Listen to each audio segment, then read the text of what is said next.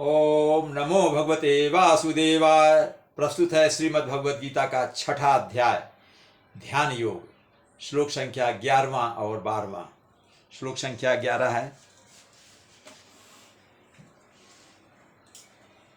शुचौ देशे प्रतिष्ठाप्य स्थिरमासन्मात्मनः नात्युच्छ्रितं नातिनीचं चैलाजिनकुशोत्तरम्। इसमें भगवान कह रहे हैं कि योगाभ्यास के लिए योगी को एकांतवास का चुनाव करना चाहिए और वहाँ जा कर के कुशा बिछा दे, जमीन पर कुशा बिछा दे, घास फूस, और फिर उसके ऊपर मृगशाला को रख दे और मृगशाला के ऊपर कोई मुलायम वस्त्र बिछा दे।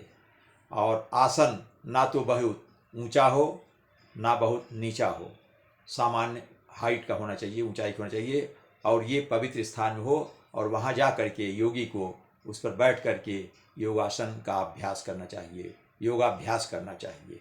और चूँकि ऐसे एकांतवास करेगा तो उसका मन और चित्त जो है उस पर नियंत्रण रहेगा, उसमें एकाग्रता आएगी और परमात्मा के साथ अपने आत्मा का संबंध जोड़ देगा। ये इसका भाव है। अर्थ देखते हैं शब्दों का। शुचौ देशे, शुचौ मतलब पवित्र, देशे मतलब स्थान पर। यहाँ देश का मतलब कोई शहर या दूसरा देश नहीं, बल्कि स्थान से है। किसी पवित्र स्थान में।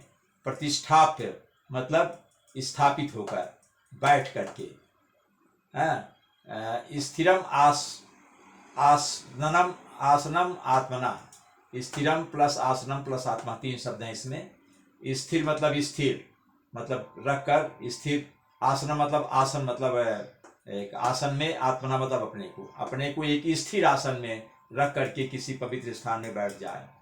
ना अति उच्छ्रितम, नात्युच्छ्रितम में तीन शब्द हैं। ना प्लस अति प्लस उच्छ्रितम, नात्युच्छ्रितम। ना मतलब ना तो, अति मतलब अधिक, उच्छ्रितम मतलब ऊंचा। आसन जो है वो बहुत ऊंचा नहीं होना चाहिए। नाति नीचम, तीन शब्द हैं। ना प्लस अति प्लस अति नीचम, यहाँ समास है। ना तो अधिक नीचा होना चाहिए, मतलब वो आसन जो है ना बहुत ऊंचा हो और ना बहुत नीचा हो, अर्थात साधारण ऊंचाई का होना चाहिए। चैलाजिन कुशोत्तरम, चैल अजिन कुश उत्तरम, चार शब्द हैं। चैल मतलब होता है मृगशाला या मुलायम वस्त्र। अजिन मतलब मुलायम वस्त्र, मृगशाला और मुलायम वस्त्र मतलब यहाँ चैल अजिनम। कुश उत्तरम यानी एक मृगशाला बिछा दे और उसके ऊपर मुलायम वस्त्र बिछा दे, फिर उसके ऊपर कुशा बिछा दे। उत्तरम मतलब कुश का आवरण, कुश का आवरण रख करके उसके ऊपर मृगशाला और उसके ऊपर मुलायम वस्त्र बिछा दे, और उसके बाद उस पर बैठ करके वो अपना ध्यान केंद्रित करे, योगाभ्यास करे। ये अर्थ है इसका। अगला श्लोक है तैत्राग्रम मनः कृत्वा यत चित्तेन्द्रिय क्रियः उपविश्यासने युञ्ज्याद् योगमात्म विशुद्धये। इसका अर्थ है, भगवान कह रहे हैं कि योगी को चाहिए कि उस आसन पर, जो कि ना बहुत ऊंचा हो ना नीचा हो, उस पर कुशा बिछा दे, मृगशाला बिछा दे, मुलायम वस्त्र बिछा दे, फिर उस पर बैठ जाए। तो योगी को चाहिए कि दृढ़तापूर्वक स्थिर भाव से उस पर बैठ जाए और मन इंद्रियों तथा कर्मों को वश में करते हुए, कर्म मतलब सकाम कर्म नहीं होना चाहिए, कर्म जो है निष्काम, निष्काम भाव से। कर्म मतलब योग में भक्ति भाव से, यहाँ कर्म मतलब भक्ति भाव, भक्ति में, भक्ति योग, भक्ति कर्म, भगवान के प्रति भक्ति में ध्यान लगाना। तो मन इंद्रियों और कर्मों को वश में करते हुए मन को एक बिंदु पर स्थिर कर दे, शरीर के किसी एक बिंदु पर, किसी एक भाव पर या किसी एक चित्त पर उसको स्थिर कर दे, और हृदय की शुद्धि करने के लिए, हृदय को शुद्ध करने के लिए वो योगाभ्यास करे। ये इसका अर्थ है। शब्दों का अर्थ देखते हैं। तत्रैकाग्रम में दो शब्द हैं, तत्र प्लस एकाग्रम। एकाग्रम में दो कर सकते हैं, एक प्लस अग्रम। तत्र मतलब उस पर, उस सही मतलब उस बिछौने पर या जो आसन बनाया है उस पर। एकाग्र मतलब एकाग्र चित्त होकर।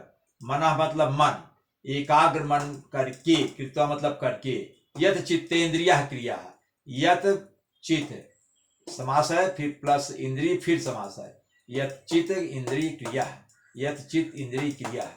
यत चित्त इंद्रिय क्रिया का मतलब होता है मन को वश में करके, मन को वश में करके, इंद्रियों को, चित्त और इंद्रियों को वश में करके। क्रिया मतलब करे, क्रिया मतलब कर्म करे, यानी योगाभ्यास करे। और आगे है उपविश्यासने, उपविश्य मतलब बैठकर, आसने मतलब आसन पर, जो आसन की व्यवस्था की है। युंज्यात योगम आत्मविशुद्ध है, इसमें संधि है, युंज्यात प्लस योगम प्लस आत्म, फिर यहाँ विशुद्ध है। युंज्यात मतलब अभ्यास करे, युंज्यात का अर्थ होता है अभ्यास करे, और योगम मतलब योग का। आत्म विशुद्ध है, आत्म मतलब यहाँ हृदय है, हृदय की शुद्धि के लिए, हृदय के शुद्धिकरण के लिए योगाभ्यास करे, योग का अभ्यास करे, ये इसका अर्थ है। ओम पूर्णमदः पूर्णमिदं पूर्णात् पूर्णमुदच्यते पूर्णस्य पूर्णमादाय पूर्णमेवावशिष्यते। ओम नमो भगवते वासुदेवाय।